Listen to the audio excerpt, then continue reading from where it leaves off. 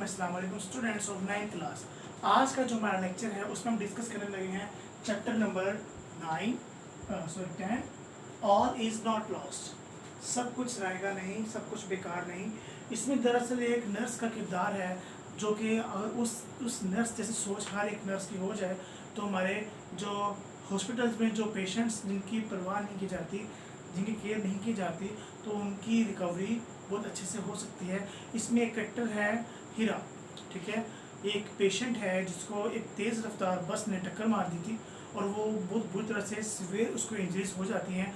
और यहाँ पे एक नर्स की बात की जा रही है जो कि उस बेसूद पड़ी हुई बिस्तर पे उस मरीज़ा को दिख रही होती है और वो कोशिश कर रही होती है कि आया ये भी एक्सरसाइज करवा के उसको उसकी बॉडी के प्रोसेस को उसको एक्टिव करना चाह रही होती है, लेकिन बेसूद होती है। उस दौरान उसके सीनियर जो डॉक्टर्स हैं या नर्सेज हैं उसको ये कहते हैं कि इसको एमरजेंसी वार्ड से निकाल के जनरल वार्ड में डाल दिया जाए, लेकिन वो कोशिश करती है, वो रिक्वेस्ट करती है अपने सीनियर से और उसको उस एमरजेंसी वार्ड में ही रखती है, ठीक है।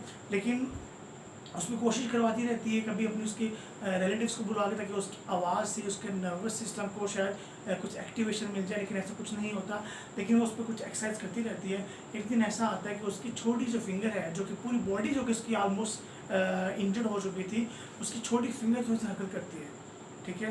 वो पूरी तौर पर जो है पैरालाइज थी। एक दिन उसकी एक्सरसाइज की वजह से वो बच्ची जो है अपनी छोटी सी फिंगर को हिलाती है, तो उसे देख के बहुत खुशी होती है उस नर्स को।